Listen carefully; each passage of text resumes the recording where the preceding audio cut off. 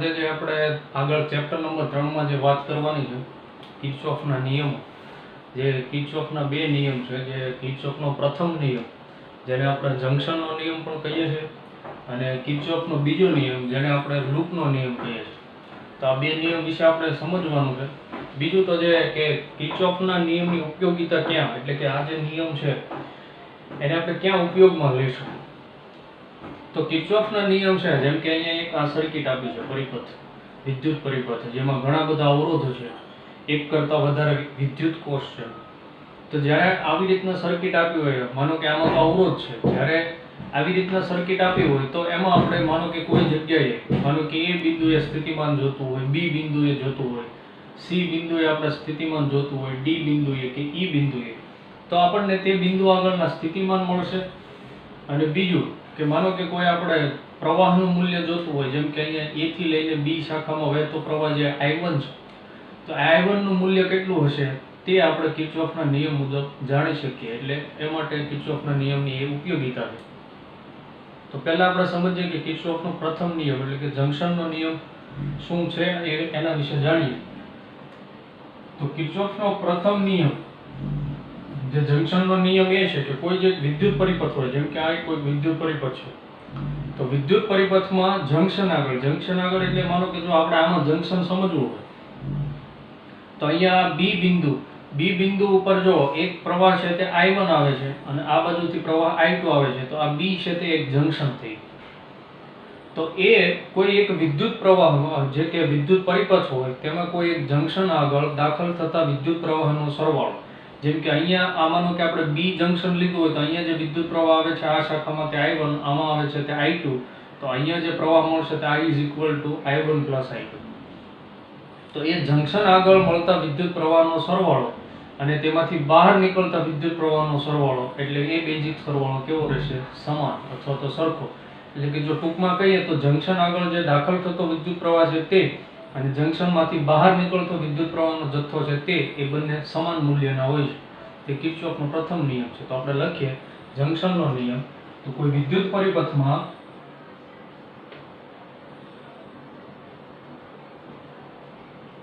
Junction આગળ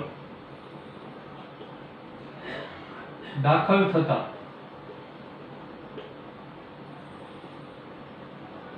વિદ્યુત પ્રવાહનો સરવાળો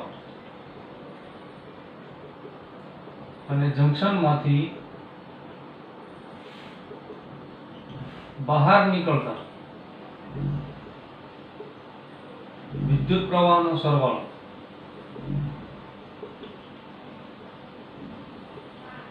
સમાન હોય છે. આ થઈ ગયો જંક્શનનો નિયમ. એટલે કે જે કોઈ વિદ્યુત પરિપથમાં જે જંક્શન આગળ દાખલ થતા વિદ્યુત પ્રવાહનો સરવાળો અને જંક્શનમાંથી બહાર નીકળતા જે વિદ્યુત પ્રવાહનો સરવાળો સમાન હોય છે. જેમ કે આપણે કોઈ જંક્શન દ્વારા સમજીએ, માનો કે અહીંયા કોઈ માનો કે આપણે પહેલા એવું એ બિંદુ લઈએ કે અહીંયા બે શાખા છે આવી, માનો કે અલગ અલગ એક આવી આ જે શાખા છે એમાંથી I1 જેટલો પ્રવાહ આ બિંદુ પર આવે છે અને માનો કે આ શાખામાંથી I2 જેટલો પ્રવાહ છે તે આ અહીંયા એ બિંદુ પર આવે છે. તો અહીંયા માનો કે આ જંક્શન લઈ લઈએ, જે એ પોઈન્ટ છે, માનો કે આપણે એને જંક્શન તરીકે લઈ લઈએ, તો જંક્શન ઉપર બે પ્રવાહ આવે છે, I1 અને I2. તો એ જંક્શન આગળ વિદ્યુત પ્રવાહનો સરવાળો એટલે I1 + I2 અને એ જંક્શનમાંથી બહાર નીકળતો વિદ્યુત પ્રવાહ, માનો કે એ જે બહાર નીકળે છે વિદ્યુત પ્રવાહને આપણે I3 કહી દઈએ. તો આ જે I1 અને I2 વિદ્યુત પ્રવાહનો સરવાળો છે તે I3 બરાબર હશે. તો આ થઈ ગયો જંક્શનનો નિયમ. ટૂંકમાં જો આપણે સમજીએ તો માનો કે કોઈ એક વિદ્યુત પરિપથ હોય, આગળ ઘણા બધા વિદ્યુત ઉપકરણ જોડેલા હોય, માનો કે અવરોધ જોડેલા હોય, EMF જોડેલા હોય, વિદ્યુત કોષ જોડેલા હોય. તો માનો કે આ શાખામાંથી આપણે I1 જેટલો પ્રવાહ વહે છે એવું ધારી લઈએ, આ શાખામાંથી I2 જેટલો પ્રવાહ વહે છે અને અહીંયા એ છે તે જંક્શન આપણે ગણી લઈએ. તો એમાં જે દાખલ થતા પ્રવાહ છે તે I1 + I2 થયા અને તેમાંથી જે બહાર નીકળતો પ્રવાહ છે તે I3 એના બરાબર હોય છે. તો આપણે જો ટૂંકમાં આને લખવું હોય તો I3 = I1 + I2. આ થઈ ગયું જંક્શનનો નિયમ, જે કિર્ચોફનો પ્રથમ નિયમ છે તે.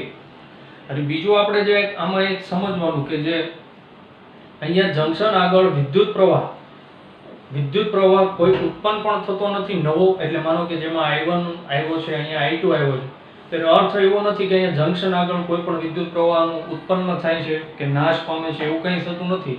જેટલો વિદ્યુત પ્રવાહ અહીંયા આવે છે એટલો જ અહીંયા બહાર નીકળે છે. એટલે બીજું આપણે એ કહી શકશું કે અહીંયા જંકશન આગળ કોઈ વિદ્યુત પ્રવાહનું ઉત્પન્ન કે નાશ થતો નથી. અહીંયા વિદ્યુત ભારનું સંરક્ષણ થાય છે, એટલે કે જેટલો દાખલ થાય એટલો જ બહાર નીકળે છે, એટલે અહીંયા વિદ્યુત ભારનું સંરક્ષણ થાય. એક વાત આપણે એ કહી શકશું. તો આ વાત થઈ ગઈ કિર્ચોફના પ્રથમ નિયમની. હવે વાત આપણે કરશું કિર્ચોફનો બીજો નિયમ, જે આપણે લૂપનો નિયમ છે તે. એના માટે આપણે આખી આ સર્કિટ પહેલા તો આપણે ધ્યાનમાં લેવાની છે.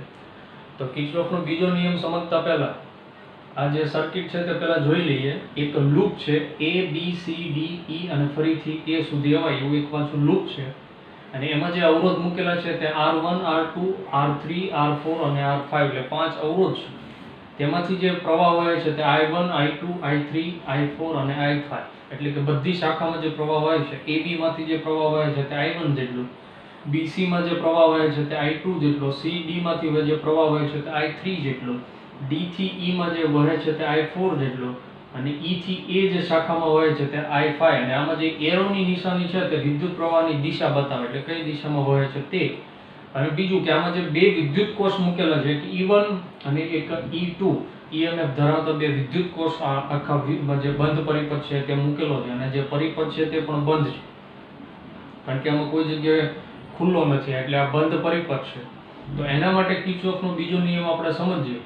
તો કિર્ચોફનો બીજો નિયમ એ આપણને આપે છે કે માનો કે અહીંયા અવરોધ R1 છે, એમાંથી વહેતો જે પ્રવાહ છે તે I1.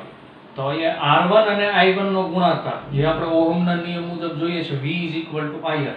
એટલે I1 અને R1 નો ગુણાકાર જે આપણને વિદ્યુત સ્થિતિમાનનો તફાવત માનો કે V1 આપે છે, અહીંયા માનો કે એ પ્રમાણે V2, અહીંયા V3, અહીંયા V4, અહીંયા V5. એટલે એ બધા જ વિદ્યુત સ્થિતિમાનનો બેઝિક સરવાળો, એટલે V = V1 + V2 + V3 + V4 + V5. એ બધા જ વિદ્યુત સ્થિતિમાનનો સરવાળો એ V બરાબર હોય છે. V એટલે શું કે આને જે લાગુ પાડેલું EMF છે, એટલે કે લાગુ પાડેલો વિદ્યુત સ્થિતિમાનનો તફાવત એને બરાબર હોય છે. તો આ વાત થઈ ગઈ કિર્ચોફનો બીજો નિયમ. અથવા તો આપણે જો બીજા અર્થમાં પણ આપણે કેવું હોય કિર્ચોફના બીજા નિયમને, તો આજે વિદ્યુત પરિપથમાં જે વિદ્યુત સ્થિતિમાનનો બેઝિક સરવાળો શૂન્ય હોય છે. શૂન્ય એટલા માટે કીધો છે કે આપણે અહીંયા જો આનું જે વિદ્યુત સ્થિતિમાન હોય છે, અહીંયા જે મળે, અહીંયા આ જે પાંચે અવરોધ આગળ જે વિદ્યુત સ્થિતિમાન મળે છે એને આપણે ક્રમશઃ V1 V2 V3 V4 અને V5 લઈ લઈએ, તો એ બધાનો વિદ્યુત સ્થિતિમાનનો બેઝિક સરવાળો છે તે શૂન્ય થવાનો. કારણ કે આમાં પાછું બે પ્રકાર હોવાનું. સમઘડી દિશામાં જે પ્રવાહ વહે છે તો જે વિદ્યુત સ્થિતિમાનનો તફાવત આ બાજુ ધન આવશે, આ બાજુ ઋણ. તો જે બંનેને પ્લસ કરો તો તમને બેઝિક સરવાળો છે તે શૂન્ય મળશે. એટલે બીજા અર્થમાં જો આપણે કેવું હોય તો કિર્ચોફનો બીજો નિયમ એ પણ આ રીતના આપણે આપી શકીએ. અને એને આપણે લૂપના નિયમ તરીકે પણ ઓળખશું. તો આપણે લખીએ કિર્ચોફનો બીજો નિયમ.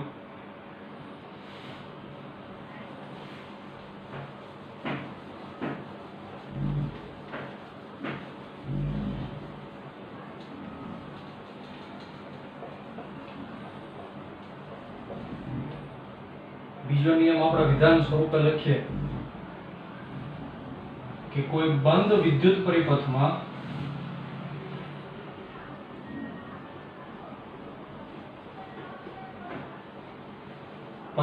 રહેલા અવરોધો અને તેને અનુરૂપ વહેતા પ્રવાહનો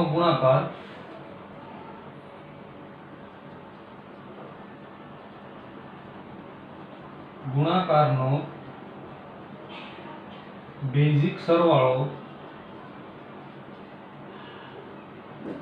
એ લૂપને લાગુ પાડેલ EMF ના સરવાળા બરાબર હોય છે.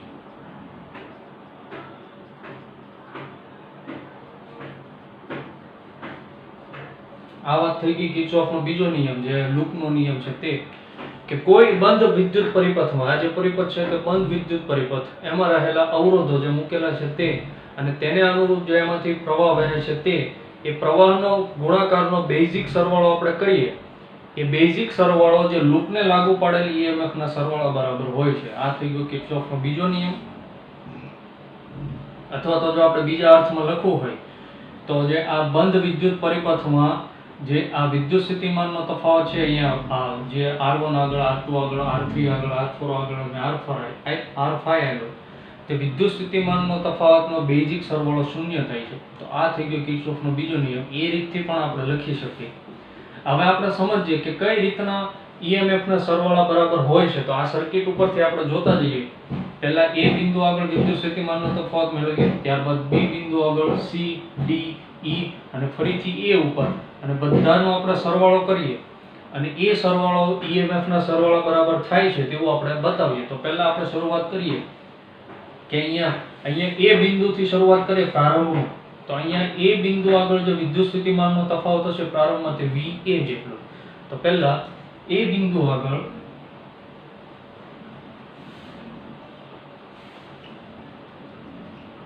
વિદ્યુત સ્થિતિમાનનો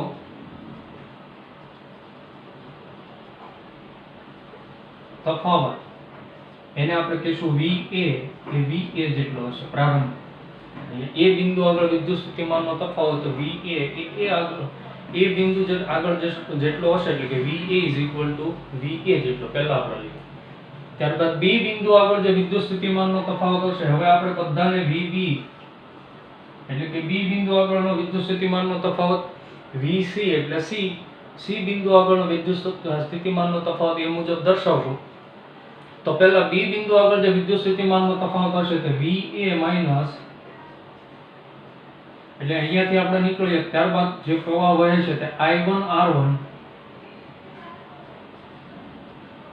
પ્લસ જે EMF જેને લાગુ પડેલું છે તે પ્લસ થશે, આ જે છે તેને માઈનસ. એટલે B બિંદુ આગળનો વિદ્યુત સ્થિતિમાનનો તફાવત VA minus I1 R1 plus E1. હવે ત્યારબાદ C બિંદુ આગળ જે વિદ્યુત સ્થિતિમાનનો તફાવત હશે, એટલે માનો કે પહેલા આપણે A થી B ઉપર જઈએ. પહેલા A બિંદુ આગળ VA, ત્યારબાદ A થી B ઉપર જઈએ તો VB મળ્યો આપણને. ત્યારબાદ VC મેળવીએ. C બિંદુ આગળ B થી C જતા આપણે જે મળશે તે VA minus I1 R1 plus E1. એટલે અહીંયા સુધી તો કોમન રહેશે. અહીંયા જે અવરોધ છે તે I2 R2 તો આવશે પ્લસ I2 R2. હવે આપણે અહીંયા એવા C બિંદુ આગળનો આપણે વિદ્યુત સ્થિતિમાનનો તફાવત મળી ગયો. ત્યારબાદ આપણે મેળવીએ D બિંદુ આગળ, એટલે કે અહીંયા C થી D દરમિયાન સુધીમાં D બિંદુ આગળ જે વિદ્યુત સ્થિતિમાનનો તફાવત હશે તે VD. તો એટલું તો કોમન જ રહેશે. C બિંદુ આગળનો જે વિદ્યુત સ્થિતિમાનનો તફાવત રહેશે અહીંયા સુધીનો તો VA minus I1 R1 plus E1 plus I2 R2. અને ત્યાંથી આપણે જઈએ તો પહેલા આવશે E2 તો minus E2 minus I3 R3. તો આ આપણને મળ્યું કે D બિંદુ આગળનો વિદ્યુત સ્થિતિમાનનો તફાવત. ત્યારબાદ D થી આપણે E તરફ જઈએ તો E બિંદુ આગળ જે વિદ્યુત સ્થિતિમાનનો તફાવત તે VE કહેશું. તો અહીંયા D બિંદુ સુધી તો કોમન જ રહેશે. તો VA minus I1 R1 plus E1 plus I2 R2 minus E2 minus I3 R3 plus અહીંયા આવ્યા. ત્યારબાદ અહીંયા જે પ્રવાહ વહે છે R4 માંથી તે I4, તો એ થઈ જશે I4 R4. તો આપણને અહીંયા E બિંદુ સુધીનો જે વિદ્યુત સ્થિતિમાનનો તફાવત છે તે મળ્યો. ત્યારબાદ D થી આપણે A જઈએ તો ત્યાં જે વિદ્યુત સ્થિતિમાનનો તફાવત મળશે તેને આપણે VA કહેશું. એટલે કે ફરીને આપણે જે લૂપ અહીંયાથી ફરીને આપણે અહીંયા સુધી આવીએ ત્યાં સુધીમાં જે વિદ્યુત સ્થિતિમાનનો તફાવત, ત્યારબાદ VA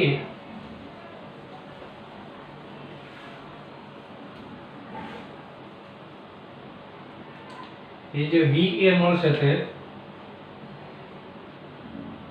હવે અહીંયા સુધી તો કોમન જ E સુધીનું તો VA minus I1 R1 plus E1 plus I2 R2 minus E2 minus I3 R3 plus I4 R4 plus હવે અહીંયાથી અહીંયા સુધીમાં જઈએ ત્યાં વિદ્યુત સ્થિતિમાનનો તફાવત જે અવરોધ છે તે R5, તેમાંથી વહેતો પ્રવાહ I5, તો એ આવશે I5 R5. તો એ આપણને મળ્યું એ બિંદુ આગળનો વિદ્યુત સ્થિતિમાનનો તફાવત, એટલે અહીંયા E થી A સુધી જતા જે વિદ્યુત સ્થિતિમાનનો તફાવત મળ્યો તે A, એટલે કે આપણે એક લૂપ ફરી ગયા. તો આ આપણને મળ્યું A બિંદુ આગળ, B બિંદુ આગળ, C બિંદુ આગળ, D બિંદુ આગળ અને E બિંદુ આગળ જે વિદ્યુત સ્થિતિમાનનો તફાવત હતો એ ક્રમિક આપણે મેળવ્યો. હવે આપણે કિર્ચોફનો નિયમ હતો એ મુજબ કે જે આખો આ બંધ પરિપથ છે, તો અવરોધ આગળ જે અવરોધ છે તે R1 અને એમાંથી માનો કે કોઈ વહેતો પ્રવાહ I1 છે, તો એ બેયનો ગુણાકાર એનો જે સરવાળો છે તે, માનો કે અહીંયા જો આપણે સરવાળો લીધો I1 R1 માનો કે plus I2 R2, I3 R3, I4 R4, I5 R5, એ બધાયનો જે આપણે સરવાળો લેશું એનો બેઝિક સરવાળો જે આપણે અહીંયા લાગુ પાડેલું EMF છે, એટલે કે માનો કે અહીંયા વિદ્યુત કોષ છે તે E1 છે, અહીંયા E2 છે, એના સરવાળા બરાબર હોય છે, તો એ પ્રમાણે બતાવીએ તો જો આ VA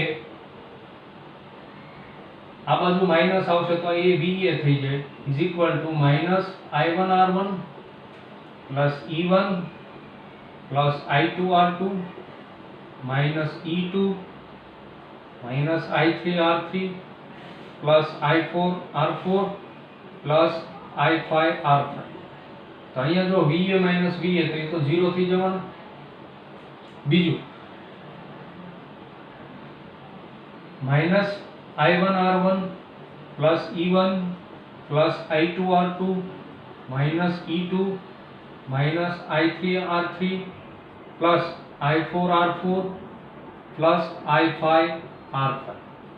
હવે જો અહીંયા માનો કે આ જે EMF છે આ પ્લસ છે અને આ માઈનસ, તો આ બાજુ લઈએ માનો કે પ્લસ E1 છે તો માઈનસ થઈ જાય, E2 છે તો પ્લસ, તો E2 minus E1 is equal to minus I1 R1 plus I2 R2 minus I3 R3 plus I4 R4 plus I5 R5.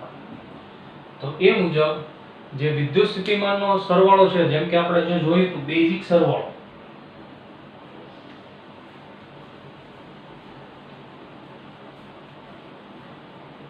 જેમ કે અહીંયા આપણે ટૂંકમાં સ્વરૂપમાં દર્શાવીએ તો summation I is equal to 1 to n is EI, અને આપણે ટૂંકમાં લખીએ તો ગાણિતિક સ્વરૂપે summation I is equal to 1 to n II RI. એટલે કે માનો કે આ જે પરિપથ છે એમાં તો માનો કે અત્યારે બે જ વિદ્યુત કોષ છે, માનો કે એવા n હોય તો I is equal to 1 to n summation EI is equal to 1 to summation I is equal to 1 to n II RI, જે આપણને એ આપશે કે અવરોધ અને એમાં જે લાગુ પાડેલો જે વિદ્યુત પ્રવાહનો ગુણાકારનો સરવાળો, એટલે કે માનો કે આવા 10 અવરોધ હોય તો એનો સરવાળો એ લાગુ પાડેલ EMF ના સરવાળા બરાબર, એટલે કે જે EI માનો કે 2 હોય તો E1 E2 3 4 જેટલા આપણે વિદ્યુત કોષ જોડેલા હોય એના સરવાળા બરાબર થાય છે. તો આ વાત થઈ ગઈ કિર્ચોફના બીજા નિયમની. આજે આપણને સ્વરૂપ આપ્યું ગાણિતિક સ્વરૂપ કે કિર્ચોફના બીજા નિયમ. તો આ મુજબ આપણે કિર્ચોફનો પહેલો નિયમ જે જંક્શનનો નિયમ જોયો, અને આ જે બીજો જોયો તે કિર્ચોફનો બીજો નિયમ, અથવા તો એને આપણે લૂપનો નિયમ પણ કહેવાય છે. અને બીજું ક્યાં ક્યાં ઉપયોગી છે, તો માનો કે કોઈ આવું બંધ વિદ્યુત પરિપથ હોય તો માનો કે એમાંથી A B શાખામાં જે વિદ્યુત સ્થિતિમાનનો તફાવત છે એ આપણે મેળવી શકીએ, અથવા તો આપણે એમાંથી જે વહેતો પ્રવાહ છે તે I1 મેળવી શકીએ, I2 મેળવી શકીએ, I3 મેળવી શકીએ, I4 I5. તો આપણે જે સર્કિટના, એટલે કે માનો કે આ જે ઉકેલ છે એના માટે કિર્ચોફના નિયમો ઉપયોગમાં લેવાના છે, એટલે ખૂબ અગત્યના છે. તો આ બે કિર્ચોફના નિયમ થઈ ગયા. એક જે છે તે જંક્શનનો નિયમ, અને જે બીજો છે તે લૂપનો નિયમ. લૂપનો નિયમ એ લૂપમાં આપણે ઉપયોગ કરીશું, અને જંક્શનનો નિયમ એટલે કે માનો કે કોઈ લૂપની અંદર જે જંક્શન લેશું, માનો કે અહીંયા B એ જંક્શન કહેવાય, જેમ કે અહીંયાથી I1 પ્રવાહ આવે છે, અહીંયા I2, તો B એક જંક્શન થઈ ગયું. તો ત્યાં એવું જ્યાં જંક્શન બનતા હોય ત્યાં આપણે જંક્શનનો નિયમ વાપરી શકીએ. તો આ વાત થઈ ગઈ કિર્ચોફના નિયમ.